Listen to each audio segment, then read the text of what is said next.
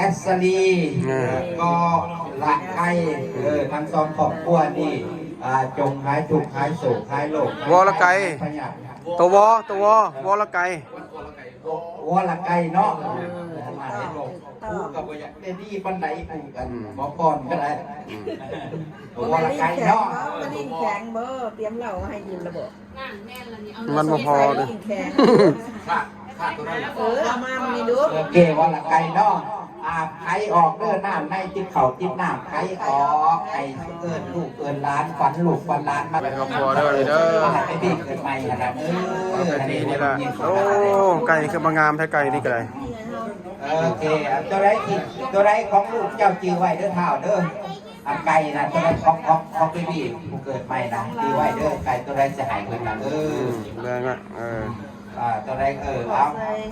เอากันพนมมือขึ้นเด้อบาทนี่จะได้สังเกตเทวดาลงมาได้ตั้งใกล้เนี้ยมึงเทียนใจเด้อเอากันนกลงแล้วเอามาไว้ให้พอเส้นหนึ่งเด้อบาทเด้อเอาไว้พอเส้นหนึ่งลูกสาธุสาธุนะโมตัสสะภะคะวะโตอะระหะโตสัมมาสัมพุทธัสสะนะโมตัสสะภะคะวะโตอะระหะโตสัมมาสัมพุทธัสสะนะโมตัสสะภะคะวะโตอะระหะโตสัมมาสัมพุทธัสสะสาธุสาธุสักเคกะเมจะ